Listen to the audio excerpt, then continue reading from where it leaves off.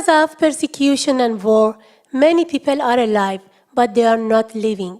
Sometimes, to truly live, people escape their home countries and seek refuge. But it can be difficult to understand refugees if you don't know their experiences. The Refugee Film Festival shows who refugees really are. Emilia and Sarah are here to explain more. Hi, Emilia. Hi, Mazia. Could you tell me what was the goal for the festival? Yeah, so we were trying to raise awareness about refugee issues in a way that connected with the community. And we also wanted to provide a platform for refugee voices, so both through the film and also by having refugee speakers.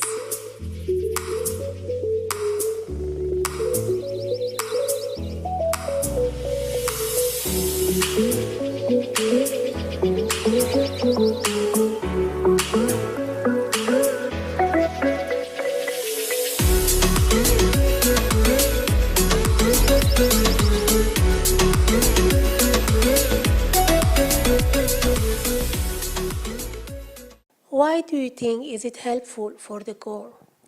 I think that film, art, and really any form of storytelling is helpful because it helps us to connect with the human side of the issue and not just facts or statistics. And when an issue becomes not just a head issue, but actually a heart issue, it moves somewhere to an emotional place that I think can prompt us into action to try to make some kind of positive impact.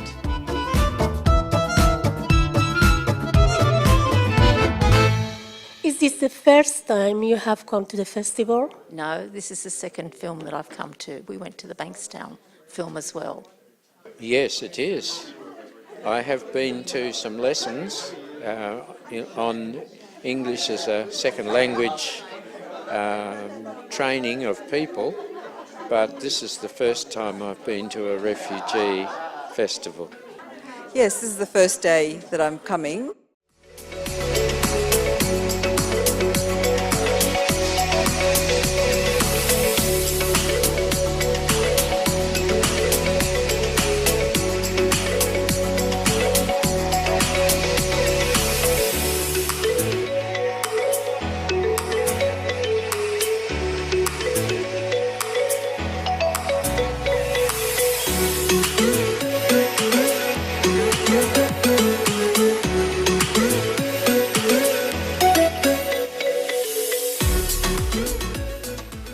Why do you want people to understand refugees?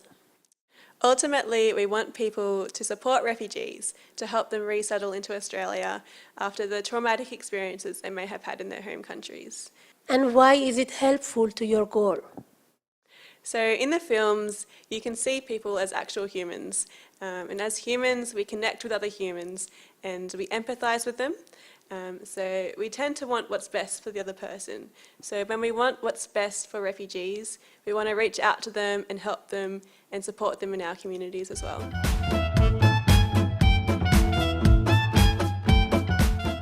How did you find out about the festival?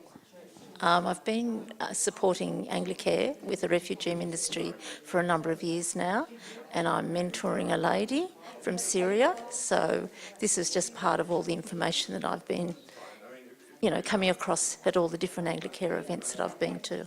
We have an ESL group at our church, and I'm one of the teachers at the ESL. And through Anglicare, they advertised it. Through Anglicare, I've been involved with the mentoring program, and I read the newsletter that the Anglican Refugee Response Team send out, and I think it may have been on Facebook as well, I'm not sure. I found out about the festival through my friend Ebony. Why have you come today? Because I'm really concerned for the well-being of people coming to our country, and I want to inform myself so I can, in any way I can, show welcome and love and kindness. I'm a Christian, and I think that God calls me to be compassionate and calls me to love my neighbours and love other people in this world. And I see that refugees are treated very poorly, and that that really bothers me, that really burdens me, and so I'm here in solidarity and support for refugees. If you're fleeing from persecution or from danger, you should be able to get somewhere safely. And so I'm just always interested and to know the stories, to put the case for human rights, those sorts of things, yeah. Background, and for us we just really feel that stories are a wonderful way to connect with people, because we all have our own story, don't we? And I think art as well is a way that we can touch our hearts and wrestle with an issue that maybe if we just use our heads it's too complicated and tricky to understand and tricky to grapple with. But with art, we can really understand different human experiences, and we can see what is the same between us. So we're really pleased to share this film with you tonight. I wanted to meet the refugees. I wanted to know, who were they? Where did they come from? And what were they going to do now? Almost immediately, I met Muzaffar and Hadid. How has the film affected you? I think it largely inspired me to see the hope that people in Indonesia had in such a tough situation, and their resourcefulness to kind of support each other and value community in those tough circumstances. But it's also kind of encouraged me to be a part of the issue. Oh, it's been very, very somber. I think it gave a personal face to the word asylum seeker or refugee. Give a very personal story, so it speaks to the heart. The film was very moving to show the whole process of people fleeing from danger to discovering a new life and taking initiative for themselves. It was just amazing. I think I was amazed at the resilience of the people and the contrast that they saw between the countries that they left and the new life and the new values that they were building in their own community.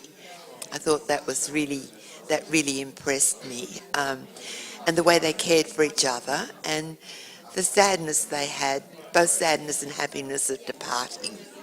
I work as a refugee lawyer, so I hear refugees' stories every day, and I know how difficult it is for refugees to get visas in Australia because I'm sort of part of the process. I sort of see the process firsthand.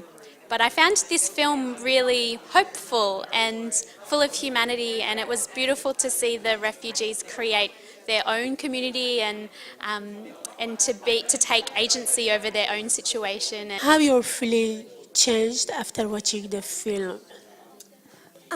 Definitely inspired to find out more about the issue and to take more practical steps in helping to support people who are in those situations, and also to be politically involved and encouraging our governments to change their policies. It made it seem so much more real, not so detached or removed from where I am. Because if you can't meet people on film, you almost feel like you can meet them. I am aware of the statistics and the need. It's good to be informed a little bit more. I'm very sorry that the Australian community is by and large so ill-informed about refugee issues.